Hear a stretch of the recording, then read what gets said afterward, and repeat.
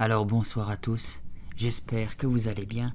Aujourd'hui, moi ça va, je me sens de bonne humeur, je me sens en forme, je suis un petit peu en mode Rocky Balboa. Ce soir nous allons enfin connaître la fin de la colo de la peur.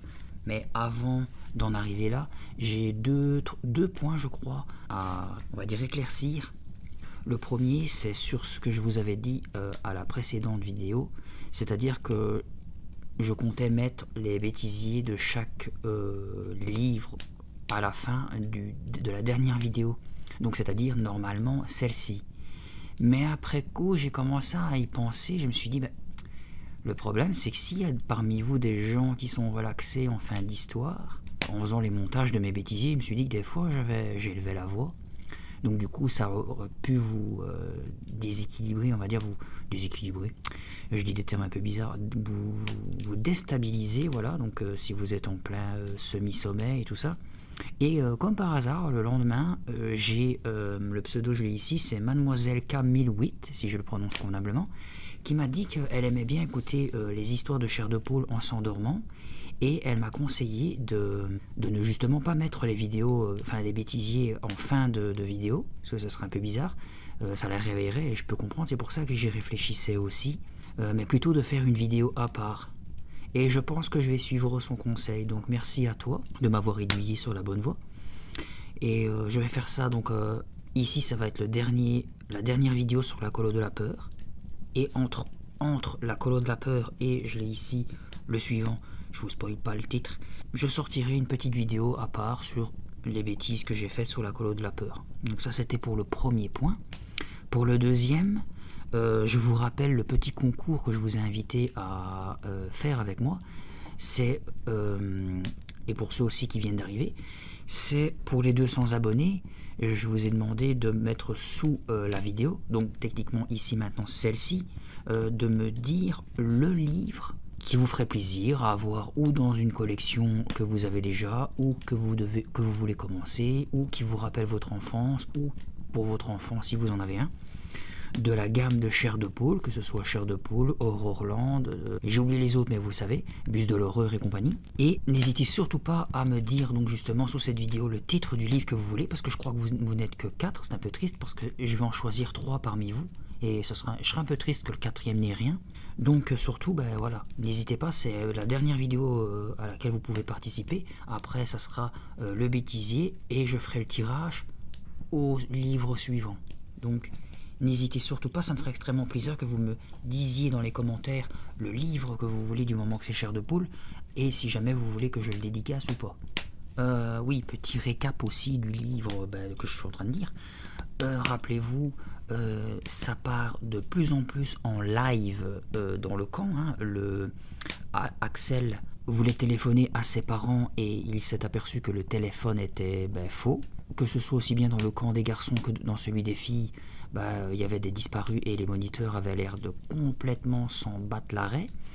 Donc, ah oui, et aussi on s'était laissé sur le fait que Axel voulait écrire une longue lettre d'explication à ses parents, et quand il a voulu aller dans la sorte de poste local du camp, en fait c'était vide et il y avait un énorme sac rempli de lettres que tous les gosses avaient déjà écrit mais qui n'avaient jamais été envoyés par les parents. Donc en fait les parents sont absolument pas au courant de ce qui se passe dans ce camp, bien que j'ai quand même des doutes parce que rappelez-vous, au tout début de l'histoire, les parents d'Axel lui ont dit une sorte de bonne chance. Bizarre. Donc on va de ce pas terminer le livre. Terminé. On va de ce pas le continuer d'abord. Je vous souhaite une bonne écoute. Le temps que je rejoigne les autres au réfectoire, oncle Hal terminait déjà l'annonce des activités du lendemain. Je me glissais discrètement à ma place en espérant n'avoir rien raté d'important. Je m'attendais à voir Tom et Colin à table, mais leurs 2 places étaient vides. Je trouvais ça plutôt inquiétant. J'aurais tellement voulu avoir quelqu'un à qui raconter ma découverte du sac de la poste. On gardait notre courrier et on ne nous distribuait pas celui de nos parents. Je n'avais pas reçu une seule lettre. Personne n'avait rien reçu. Pourquoi les autres ne s'inquiétaient-ils pas? Tom et Colin, où êtes-vous? Le poulet grillé était desséché et les pommes de terre trop molles. Je m'efforçais d'avaler tout de même quelques bouchées, tournant sans cesse la tête vers la porte, guettant mes 2 compagnons. Mais ils ne se montrèrent pas. J'avais l'estomac dans un étau. Dehors, la nuit envahissait lentement le camp. Où pouvait-il bien être? N'y tenant plus, je me levai et me dirigeai vers la table des moniteurs. Derek était en grande discussion avec 2 autres gars à propos de je ne sais quel match. Ils parlaient tous à la fois en gesticulant. Le siège de Frank était vide. Je les interrompis brusquement. « Derek, est-ce que Frank est rentré ?» Derek se retourna, étonné. « Frank ?» Désignant la place vide, il ajouta. « Tu vois bien que non. » Il a emmené Tom et Colin pour une marche dans la montagne. Ils devraient être de retour maintenant.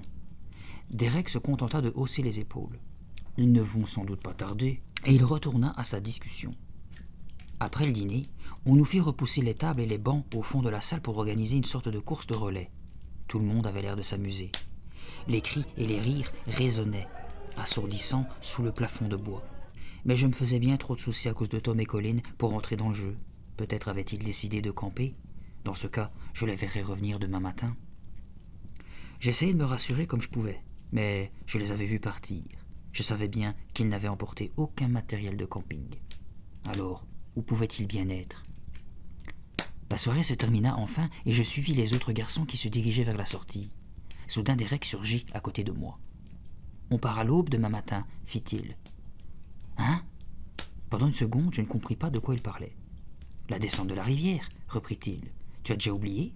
C'est moi votre moniteur pour le canoë. »« Ah oui, d'accord, répondis-je sans le moindre enthousiasme. J'étais si inquiet que j'avais complètement oublié cette histoire de canoë. On prendra le petit déjeuner avant tout le monde, expliqua Derek. N'oublie pas ton maillot de bain et un sac avec des affaires de rechange. Et il retourna dans la salle pour aider les autres moniteurs à remettre les tables et les bancs en place. Je me demandais si Tom et Colin faisaient partie du groupe. Dans la confusion que j'étais, j'avais oublié de poser la question à Derek. Je descendis rapidement la pente de la colline, déjà tout envahie par la nuit. L'herbe était humide et glissante. À mi-chemin, je me tournai vers la silhouette noire de la cabane interdite, penchée comme si elle s'apprêtait à me suivre. Pris d'un frisson, je parcourus au pas de course le reste du chemin jusqu'au bungalow. Alors, je vis de la lumière derrière la fenêtre. Tom et Colin étaient revenus. J'ouvris la porte et bondis joyeusement à l'intérieur. « Hé les gars, qu'est-ce que vous avez fabriqué ?» Je m'arrêtai net. 2 inconnus me dévisageaient. L'un d'eux enlevait ses chaussures, perché sur la couchette de Colin. L'autre rangeait ses affaires dans un des casiers. « Salut, fit le garçon du casier en se redressant. « Tu loges ici ?» Il avait des cheveux noirs, coupés très courts et portait un anneau d'or à l'oreille. Je bégayais. « J'ai dû me tromper de bungalow. Ce n'est pas le bungalow numéro 4 ?» Ils échangèrent un regard étonné. Je remarquai que l'autre garçon, celui qui occupait la couchette de Colin, était aussi brun que son compagnon, mais une véritable tignasse lui recouvrait la nuque et le front. « Salut, fit-il à son tour. C'est bien le bungalow numéro 4 ? On vient juste d'arriver, ajouta le garçon aux cheveux courts. Je m'appelle Nell, et lui, c'est Ted. Salut, fis-je complètement décontenancé. Moi, c'est Axel. Mon cœur battait dans ma poitrine à grands coups désordonnés. Où sont Tom et Colin ? Demandai-je. Qui ça ? Demanda Nell. On nous a dit de nous mettre ici, qu'il y avait de la place, ajouta Ted. C'est que Tom et Colin. Tu sais, on ne connaît encore personne ici, reprit Nell en refermant son casier. Mais c'est le casier de Tom, m'écriai-je. Où as-tu mis les affaires de Tom ? Nell me jeta un regard étonné. Le casier était vide, dit-il. Il n'y avait que 2 casiers occupés, ajouta Ted. Ce sont ceux de Derek et le mien, criai-je. Mais les autres sont à Tom et à Colin. J'avais l'impression que mon crâne s'était vidé de sa cervelle et s'était empli de sable à la place. Tes copains ont peut-être changé de bungalow, suggéra Nell. Oui, peut-être, murmurai-je. Je me laissai tomber sur la couchette de Mick, qui avait disparu. D'étranges pensées tourbillonnaient dans ma tête, plus effrayantes les unes que les autres. Je murmurai « C'est un cauchemar ». « C'est plutôt confortable ici, remarqua Ted, en bordant sa couverture. « Tu restes tout l'été » demanda Nell. « Non, non, criai-je soudain. Je ne reste pas. Je pars. Je pars la semaine prochaine. Mes parents vont venir me chercher le jour des visites. » Ted lança un regard étonné à Nell. Il répéta. « Le jour des visites ? Tu n'as pas entendu ce qu'a dit oncle Hal tout à l'heure, juste avant le dîner ? Le jour des visites a été supprimé. » Je dormis très mal cette nuit-là, même avec la couverture tirée jusqu'au menton. Des frissons glacés me parcouraient tout entier. C'était si étrange de savoir les couchettes de Tom et Colin occupés par deux inconnus. Je me faisais beaucoup de soucis pour mes copains disparus. Que leur était-il arrivé? Pourquoi n'était-il pas encore revenu? Tout en me tournant et en me retournant sans arriver à trouver le sommeil, j'écoutais des hurlements au loin, des cris de bêtes apportés par le vent. Cela venait du côté de la cabane interdite. Soudain, il me sembla entendre un autre cri, un cri humain cette fois. Je m'assis brusquement aux aguets. J'avais peut-être rêvé. Dans l'état de frayeur et de confusion où je me trouvais, je n'arrivais même plus à distinguer mes cauchemars de la réalité. Je finis pourtant par m'endormir. Quand je m'éveillai, la pâle lueur d'un petit matin gris éclairait la fenêtre. Il faisait froid. Je m'habillai rapidement et courus vers le réfectoire. Je voulais questionner Derek. Il fallait que je sache ce qui était arrivé à mes compagnons. Je le cherchais partout, sans succès. Il n'était pas venu prendre son petit déjeuner et les autres moniteurs prétendaient ne rien savoir. Frank n'était pas là non plus. Je finis par dénicher Derek au bord de la rivière, en train de préparer le canoë pour notre descente de rivière. « Derek, où sont-ils » criai-je hors d'haleine. Il me regarda d'un air étonné. « Qui ça ?»« Ah, Nell et Ted, je pense qu'ils ne vont pas tarder. »« Je parle de Tom et Colin » criai-je en lui agrippant le bras. « Où sont-ils, Derek? Que leur est-il arrivé? Il faut que tu me le dises. » Il se dégagea, déposant tranquillement les pagaies au fond du canoë. « Je n'ai pas de nouvelles d'eux, dit-il. »« Mais, Derek... » ?»« Écoute, Axel, fit-il gentiment. Je poserai la question à oncle Hal quand nous rentrerons, d'accord ? Je restais sans voix. Derek, toujours aussi impassible, s'occupait des derniers préparatifs. Tiens, fit-il, enfile un de ces gilets de sauvetage et attache-le bien. J'obéis sans un mot, je n'avais pas le choix. Nell et Ted arrivèrent en courant. Eux aussi enfilèrent leurs gilets. 2 minutes plus tard, nous étions assis tous les quatre dans l'étroite embarcation, appuyant sur nos pagaies pour l'éloigner du rivage. Le ciel était d'un noir charbonneux. Le canoë prit tout de suite de la vitesse. Je ne m'étais jamais rendu compte que le courant était si fort. Les arbres et les buissons semblaient défiler de chaque côté. Derek était assis face à nous, à l'avant. Il suivait nos gestes avec attention, les sourcils froncés, tandis que nous essayions de garder le rythme qu'il nous imposait. Quand enfin nous eûmes saisi le bon mouvement, il sourit et, s'accrochant au rebord du canoë, il se retourna avec précaution pour faire face, lui aussi, à la rivière. « Le soleil ne va pas tarder à percer, lança-t-il, essayant de couvrir de sa voix le grondement de l'eau. Je levai la tête, mais le ciel me parut encore plus noir qu'au moment du départ.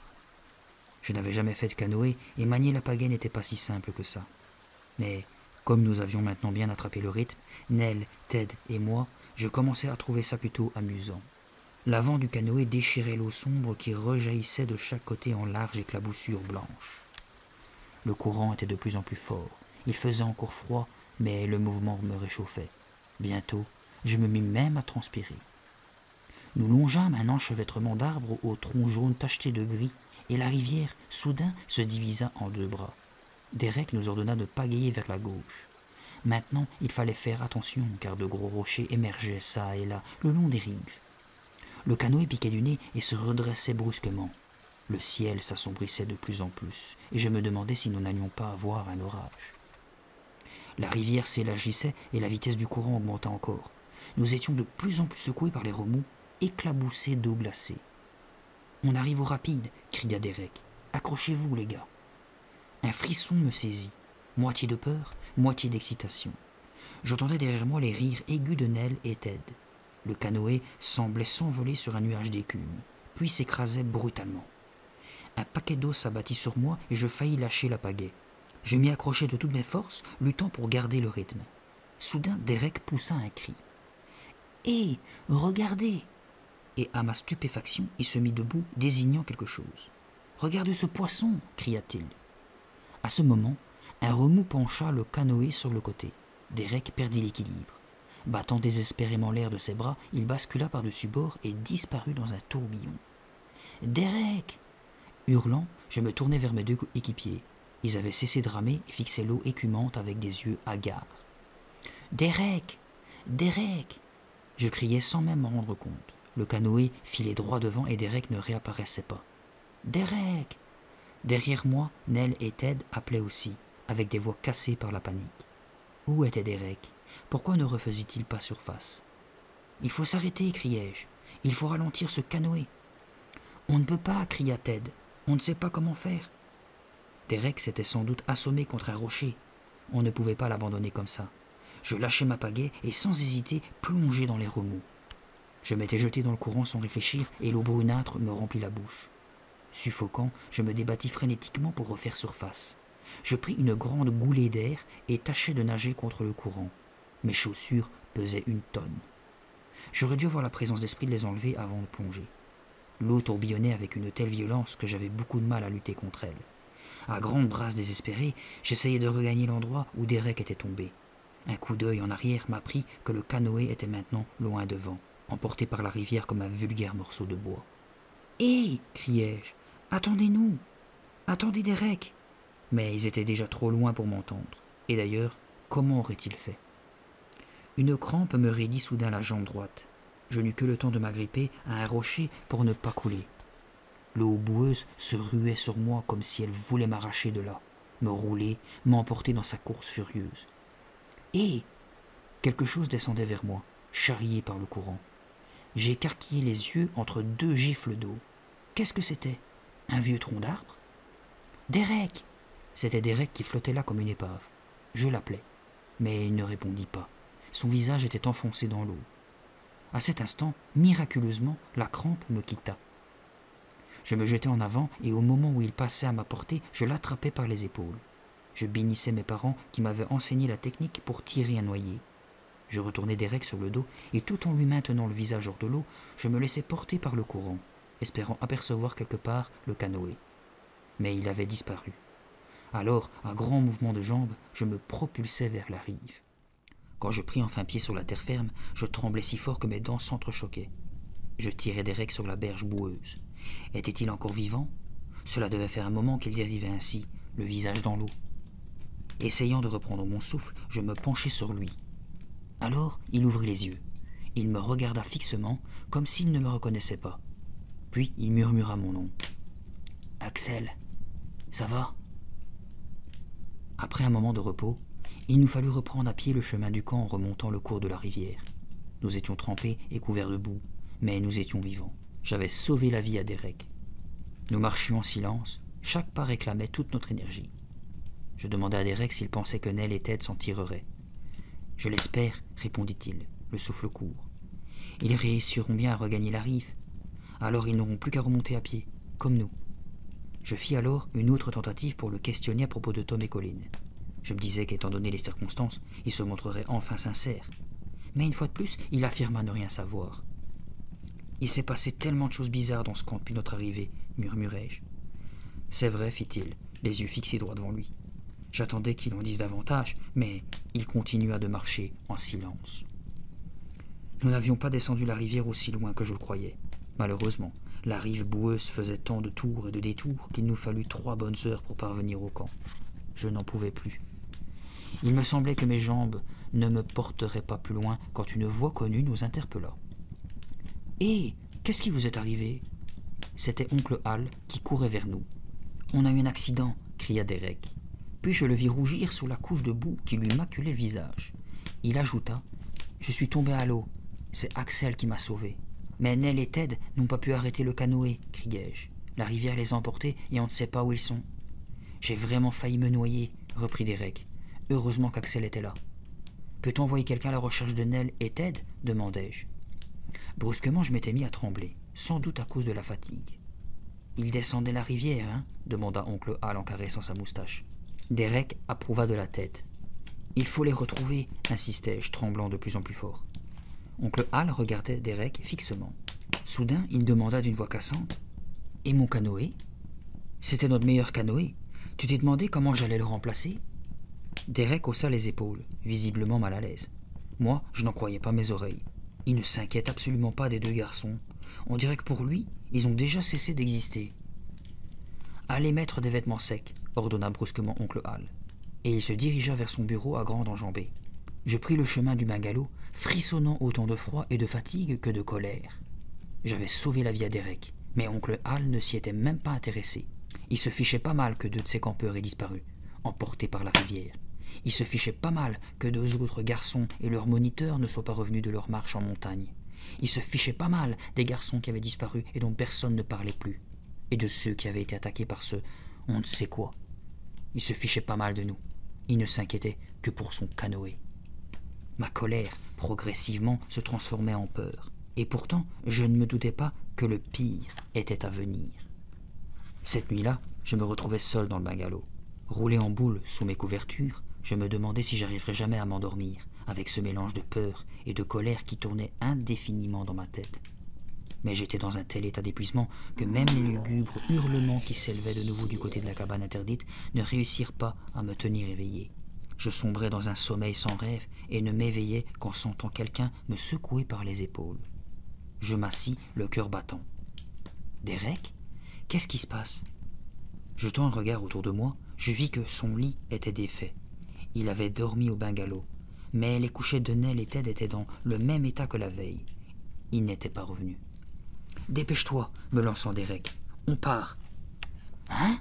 Je m'étirais et bâillais longuement. Un petit jour blême collait au carreau. Le soleil n'était pas encore levé. « Oncle Hal a organisé une randonnée spéciale, » expliqua Derek, qui faisait son lit en me tournant le dos. Je m'extirpai du lit en grognant. Le plancher était froid sous mes pieds nus. « On ne prend pas une journée de repos ?» demandai-je. « Après ce qu'on a enduré hier ?» Je n'arrivais pas à détacher mes yeux des deux couchettes vides. « Aujourd'hui c'est différent, » reprit Derek en lissant soigneusement sa couverture. « Tout le monde y va. Oncle Hal nous guidera. » J'enfilai mon pantalon en sautant sur un pied pour garder mon équilibre. Un sentiment de malaise m'avait envahi soudain. « Ce n'était pas prévu, grommelai-je. Où est-ce qu'il veut nous emmener ?» Derek ne répondit pas. « Où ?» criai-je. « Je te demande où il nous emmène. » De nouveau, il fit celui qui n'avait pas entendu. « Et Nell et Ted, repris-je. Où sont-ils? Ils ne sont pas revenus ?»« Ils vont bientôt rentrer, répondit Derek. Mais il ne semblait pas en être vraiment convaincu. Finalement, je courus vers le réfectoire pour le petit déjeuner. L'air était humide et tiède. Il avait plu pendant la nuit et l'herbe mouillée brillait d'un éclat presque métallique. Les autres campeurs sortaient eux aussi de leur bungalow, apparemment guère plus frais que moi. Pourquoi cette randonnée qui n'était même pas au programme? Pourquoi nous avait-on tiré du lit aux premières lueurs de l'aube? Qu'est-ce que c'était encore que cette histoire? J'espérais qu'oncle Hal ou l'un des moniteurs nous en dirait un peu plus pendant le petit déjeuner, mais aucun d'eux ne se présenta au réfectoire. J'essayais d'avaler quelque chose, malgré mon manque d'appétit. Je ne cessais de repenser à notre dramatique descente de rivière. J'avais encore dans la bouche le goût fade de l'eau boueuse. Je revoyais Derek dérivant vers moi comme une épave emportée par le courant et le canoë disparaissant au loin. Je me rappelais ma lutte désespérée contre les tourbillons et les éclaboussures d'écume. Brusquement, je pensais à Vera et à Ella. Avait-elle essayé de me rencontrer à nouveau au bord de la rivière, pourvu qu'il ne leur soit rien arrivé? « Mettez-vous en rang !» cria soudain un moniteur qui venait de surgir devant la porte. Les bancs raclèrent le plancher. Tout le monde se leva, sans protester, et se dirigea vers la sortie. Où nous emmenait-il? Pourquoi ne nous expliquait-il rien? À l'horizon, le ciel commença à rosir. Le soleil ne tarderait pas à se lever. Tout le monde s'aligna devant le mur du réfectoire. Quelques garçons s'efforçaient de lancer des plaisanteries, mais ça ne faisait rire personne. Un moniteur passa, nous comptant du doigt et remuant la bouche en silence. Il nous compta 2 fois, comme pour être bien sûr de n'oublier aucun de nous. Puis oncle Hal fit son apparition, vêtu d'une tenue de camouflage vert et brun et affublé d'épaisses lunettes noires, bien qu'il n'y eût pas encore le moindre rayon de soleil. On se serait cru dans un film de guerre. Sans dire un mot, il fit un signe à Derek et à un autre moniteur qui portait sur leur dos de grands sacs verts de gris, apparemment très lourds. Puis il désigna la pente de la colline vers la rivière et lança sur un ton de commandement « En avant !» La rangée de campeurs s'ébranla, suivant oncle Hal qui avançait à grande enjambée sans se retourner. Comme j'étais presque en tête, je lui criai « Est-ce que c'est une longue marche, oncle Hal ?» Il fit celui qui n'avait pas entendu. Je fis une deuxième tentative. « Où allons-nous, oncle Hal ?» Mais il accéléra l'allure sans répondre. Alors je laissai tomber. Oncle Hal nous conduisit jusqu'à la rivière, puis il prit un chemin étroit qui longeait la rive entre les arbres. Derek et l'autre moniteur me dépassèrent pour venir se placer derrière lui. « Qu'est-ce qu'il mijote ?» me demandai-je, pris d'un vague soupçon. « Que transporte-t-il dans ces sacs ?» Les arbres et les buissons de chaque côté du chemin étaient si entremêlés qu'il était impossible de se glisser au travers. Une idée inquiétante s'insinuait peu à peu dans ma tête. Je suis pris. Je ne peux pas m'échapper. J'étais tellement plongé dans mes pensées que je percutais le garçon qui marchait devant moi. Il se retourna, me lançant un regard surpris. Mon cœur battant à grands coups dans ma poitrine, je me répétais « Réfléchis, réfléchis tranquillement ». Je scrutais attentivement le mur de broussailles qui nous entourait en me disant « Si seulement j'arrivais à me faufiler là-dedans, je pourrais me cacher facilement. Personne ne me verrait. Personne. » Oui, mais après, je ne pourrais tout de même pas passer ma vie cachée dans les bois. Et si je suivais la rivière? C'est ça. Je n'avais qu'à suivre la rivière. Elle me conduirait peut-être vers un endroit habité. Oui, elle m'y conduirait forcément. Alors je pourrais téléphoner à mes parents. Je peux le faire, me disais-je. Je le peux. J'étais si excité que j'avais bien du mal à rester dans le rang. L'ombre était maintenant constellée de petites taches de lumière. Au-dessus de nous, le soleil s'était enfin levé. Nous avancions toujours sous le couvert des arbres et je me répétais comme une incantation. Je peux le faire. Je peux le faire. Mon cœur battait si fort que j'en perdais presque la respiration. Calme-toi, Axel, me dis-je à moi-même. Attends le bon moment. Et puis, tente ta chance. C'était peut-être la seule occasion de quitter définitivement ce camp de cauchemar. Observant toujours attentivement les arbres et les buissons, j'aperçus une légère trouée quelques mètres en avant. Combien de temps me faudrait-il pour l'atteindre? 10 secondes, pas plus. Les garçons qui me suivaient seraient si surpris qu'ils n'auraient pas le temps de réagir. Je me jetterais dans cette trouée et 5 secondes plus tard, je serais dissimulé de l'autre côté des buissons. Je commençais à compter dans ma tête. 1, 2, 3. Les muscles tendus, je me préparais à bondir. Je sentis alors un regard fixé sur moi. Je levai les yeux. C'était oncle Hal, il tenait un fusil. J'étouffai un cri.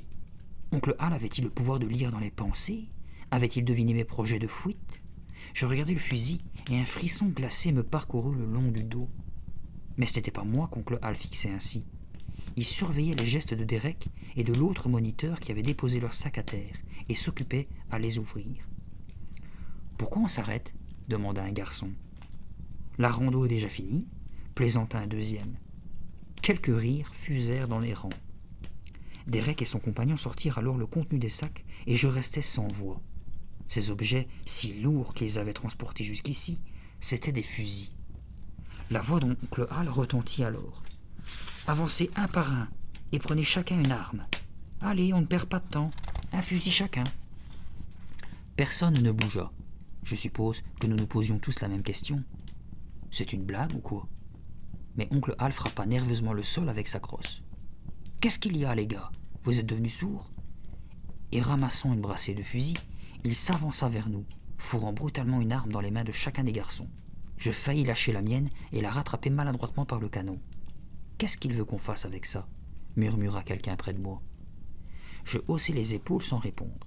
Le contact froid du métal dans mes mains me terrifiait. Jamais je n'avais tenu un objet de ce genre. Mes parents avaient horreur des armes à feu, même sous forme de jouets. Quelques minutes plus tard, nous étions tous armés et rassemblés en un cercle compact autour d'oncle Hal. « On va faire des exercices de tir ?» demanda une voix. Derek et les autres moniteurs eurent un petit rire méprisant, mais pas un muscle du visage d'oncle Hal ne bougea. « Assez plaisanté !» aboya-t-il. « Ce n'est pas un jeu. » Au milieu du silence tendu qui suivit ces paroles, j'entendis un oiseau pépiller dans un arbre proche. Je repensai soudain à mes plans d'évasion. Je n'avais pas eu le temps de faire la moindre tentative, et j'avais le pressentiment que j'allais le regretter.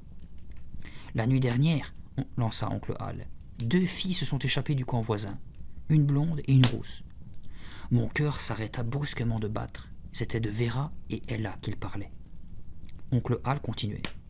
Ce sont certainement les mêmes filles que l'on avait surprises cachées derrière les buissons du côté du camp des garçons, il y a quelques jours.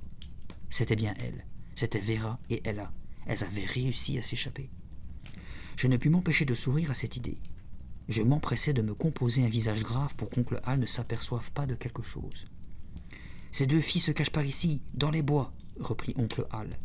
Et levant son fusil, il déclara « Vos armes sont chargées. Si vous débusquez l'une d'elles, visez soigneusement. Elles ne doivent pas nous échapper. » Avais bien-je entendu? Vous voulez dire que nous devons tirer sur elles? Demandai-je. Je fixai un regard autour de moi. Les autres garçons fixaient oncle Hal d'un air incrédule, visiblement aussi abasourdi que moi. C'est exactement ce que je veux dire, répliqua froidement oncle Hal. Ces deux filles tentent de s'enfuir. Il faut les en empêcher. Mais on ne peut pas faire ça, m'écriai-je. C'est très facile, dit oncle Hal. Il épaula son fusil, l'œil contre le viseur et le doigt sur la détente. Vous voyez, on vise soigneusement, et paf! Mais on ne peut tout de même pas les tuer, insistai-je. Les tuer? Derrière les lunettes noires, je crus lire quelque chose de vaguement amusé dans le regard d'oncle Hal. Qui parle de tuer? Reprit-il. Ces fusils sont chargés de balles spéciales contenant un simple tranquillisant. Nous devons récupérer ces filles, pas les tuer. Il fit un pas vers moi, le fusil toujours à la main, et me regarda droit dans les yeux. Cela te pose un problème, Axel? Je sentis qu'il me défiait. Les autres garçons reculèrent, nous laissant face à face. Un étrange silence s'était installé dans le bois. Même les oiseaux s'étaient tus. « Alors, Axel ?» reprit-il, son visage si près du mien que je pouvais respirer son haleine. « Quel est ce problème ?» Terrifié, je fis un pas en arrière. Qu'est-ce qu'il me voulait? Pourquoi me défiait-il comme ça? Je pris une profonde inspiration et je lançai de toute la force de mes poumons. « Je ne veux pas le faire. Je ne veux pas. » Et sans bien me rendre compte de ce que je faisais, je levai le canon de mon fusil et visai la poitrine d'oncle Hal. « Là, mon bonhomme, grogna-t-il, tu n'aurais pas dû faire ça. » Ôtant ses lunettes noires, il les jeta violemment dans les buissons et me fixa avec des yeux furibonds. « Baisse ton arme, Axel, cria-t-il. Sinon, tu vas le regretter. »« Non, dis-je, sans changer de position. Je ne regretterai rien du tout. » Mes jambes tremblaient à un tel point que j'avais du mal à rester debout. Mais je savais que jamais je n'accepterais de chasser Vera et Ella comme du gibier. Jamais. « Donne-moi cette arme, gronda oncle Hal d'une voix sourde. Il avança la main pour me prendre le fusil. « Non, criai-je en reculant d'un pas. « Donne-moi ça, je te dis, hurla-t-il avec un regard de haine. « Non !» Il cligna des yeux, puis il s'élança vers moi. Je me jetai en arrière, le fusil toujours pointé vers lui, et j'appuyai sur la détente. J'entendis un petit plop. Oncle Hal renversa la tête en arrière et éclata de rire, laissant son fusil tomber à terre. « Mais, balbutiai-je tenant toujours mon arme pointée vers lui. « Félicitations, Axel, me dit alors oncle Hal avec un grand sourire. Tu as réussi. » Et il avança d'un pas pour me taper amicalement sur l'épaule. Les autres garçons posèrent leurs armes. Ils me souriaient, tous. Derek aussi me regardait en souriant, et levant le pouce, il me fit un clin d'œil complice. Je n'y comprenais rien. « Qu'est-ce que ça veut dire ?» murmurai-je, abaissant comme un regret le canon de mon fusil. Oncle Hal me serra vigoureusement la main. « Félicitations, Axel, je savais que tu réussirais. »« Qu'est-ce que c'est que cette histoire ?» criai-je, complètement décontenancé. Mais au lieu de me répondre, oncle Hal se tourna vers la rangée d'arbres et appela. « Tout va bien, venez tous, il a réussi, venez le féliciter. » Alors, devant mes yeux ébahis, je vis d'abord sortir du bois Vera la blonde et Ella la rousse. « Mais, balbutiai-je, je croyais que vous vous cachiez. » Elles éclatèrent de rire et me crièrent en chœur « Félicitations, Axel !» Mick apparut ensuite, suivi de Tom et d'Igor, puis Colin, Nell et Ted. Ils étaient tous là, sains et saufs. Mais, je n'arrivais plus à aligner de mots tant j'étais stupéfait. Je n'y comprenais rien, absolument rien. C'est alors que papa et maman sortirent à leur tour du couvert des arbres. Maman courut vers moi et me serra dans ses bras tandis que papa me tapotait doucement le sommet de la tête. « Tu as réussi, Axel, dit-il. Je savais que tu y arriverais. » Il y avait des larmes de joie dans ses yeux. Moi, je n'en pouvais plus. Je repoussais maman doucement et demandais. « Réussi quoi? Vous allez m'expliquer à la fin ?» Oncle Hal passa son bras autour de mes épaules et me conduisit hors du cercle des campeurs. Papa et maman nous suivirent. « Ce n'est pas un camp de vacances, » expliqua oncle Hal, toujours souriant. « C'est un laboratoire d'études du comportement appartenant au gouvernement. »« Quoi ? Tu sais que tes parents sont tous deux des scientifiques, » reprit oncle Hal. « Or, ils vont partir bientôt pour une longue expédition, et cette fois, ils souhaiteraient pouvoir t'emmener avec eux. »« Pourquoi vous ne me l'avez pas dit ?» m'écriai-je en me tournant vers maman. « On ne pouvait pas, » répondit-elle. « Selon les règles établies par le gouvernement, » continua oncle Hal, « les enfants ne sont autorisés à accompagner leurs parents dans une expédition qu'à condition d'avoir réussi un certain nombre de tests. C'est pourquoi on t'a envoyé ici, Axel. »« Mais, des tests pour savoir quoi ? » ?»« Eh bien, par exemple, il nous fallait d'abord savoir si tu étais capable d'obéir aux ordres, » expliqua oncle Hal. « Quand tu as refusé d'aller à la cabane interdite, Tu as réussi ce premier test. Oncle Al leva 2 doigts. Deuxièmement, il fallait tester ton courage. Tu l'as prouvé en te jetant à l'eau pour secourir Derek. Il leva un 3e doigt. Troisièmement, nous voulions savoir si tu étais capable aussi de désobéir à certains ordres. Tu as réussi en refusant de chasser Vera et Ella à coups de fusil. Sans parler bien sûr de la résistance dont tu as fait preuve dans des conditions de vie particulièrement angoissantes. Et vous étiez tous dans le coup, demandai-je. Les autres campeurs, les moniteurs, tout le monde. Oncle Al fit signe que oui. Tous travaillent pour le laboratoire. Mais, et ces affreuses bêtes qui nous ont attaqués le jour de notre arrivée, qu'est-ce que c'était? Mes chiens rouges, s'exclama oncle Al. De belles bêtes, hein? Et bien dressées. Elles t'ont fait si peur que ça? Plutôt oui, avouai-je en rougissant. C'était juste un avant-goût de ce qui t'attendait, fit oncle Al avec un clin d'œil amusé. Puis son visage devint grave. Tu vois, Axel, tes parents souhaitent t'emmener avec eux dans un endroit particulièrement dangereux. Peut-être le plus dangereux de tout l'univers connu. L'endroit le plus dangereux de l'univers? Me tournant vers mes parents, je demandai. Où allons-nous? Allez, dites-le-moi. Papa et maman échangèrent un coup d'œil. Puis papa répondit. Ce sera un long voyage, Axel. Nous nous rendons sur une très étrange planète dont les habitants ont un comportement tout à fait imprévisible. Personne ne les a encore étudiés. Ça va être vraiment passionnant. Cette planète s'appelle la Terre. Je me glissai entre mon père et ma mère et les pris chacun par un bras. La Terre? M'écriai-je en riant. C'est peut-être un endroit bizarre, mais ça ne pourra pas être plus bizarre que le camp des cauchemars. On verra, Axel, répondit tranquillement maman. On verra. Bon, et bien voilà, c'est comme ça que se termine la colo de la peur. Alors, j'espère que vous avez apprécié cette histoire. Alors, mon ressenti, parce que, comme je vous l'avais expliqué, je crois que c'est à partir de celui... je crois que les 9 premiers tomes, je les avais déjà lus. Ouais. Donc j'avais encore quand même de vagues souvenirs, mais la colo de la peur, c'est vraiment une toute première pour moi. Je le découvre avec vous, sauf si vous le connaissiez. Mon ressenti, plutôt sympa. Pas énormément de séquences horrifiques. Si vous l'avez remarqué durant les vidéos de cette histoire, je n'ai pas beaucoup utilisé de musique d'horreur, si je dis pas de bêtises. Mais l'histoire est plutôt cool. Elle tient bien en haleine. On se demande pourquoi les enfants disparaissent et que les moniteurs s'en foutent. Il n'y a pas eu d'enfants, on va dire, capricieux, intenables, et que tu as envie de taper dans les arbres, donc ça va. La fin est plutôt surprenante, parce que pas une seule seconde on se demande si on est sur Terre ou pas, donc ça va, c'est pas... Enfin oui, je pourrais dire que c'est... Oui, c'est surprenant en fait, parce qu'en fait, on se demande sur quelle planète ils sont.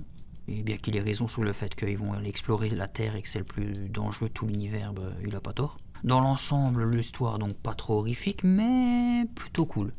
Donc, comme je le disais au début de vidéo, la vidéo suivante, mais vous inquiétez pas, normalement je ne le ferai pas, je ne remplacerai pas la lecture du dimanche par un bêtisier, sinon ça vous ferait un dimanche 2 semaines pour savoir la suite d'une autre histoire. J'essaierai de le faire en semaine. Et pour le prochain livre, dimanche prochain, ça sera le 11e tome. Attendez, comme d'habitude, je vous l'éclaire, c'est le Masque hanté. Donc j'espère qu'il est bien, ça me dit quelque chose. Je me demande si lui, c'est pas le premier épisode de la série Chair de Poule. Bon, on verra en le lisant.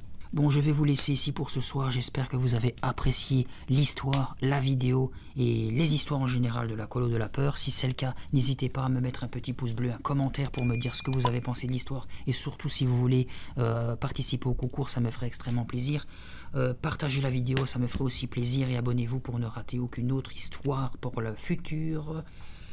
D'ici la prochaine, j'espère que vous allez bien rigoler sur les bêtises que j'ai fait sur ce livre, et après on se retrouvera sur le Masque hanté. Je vous fais des bisous, je vous dis bonne nuit et à la prochaine, ciao ciao.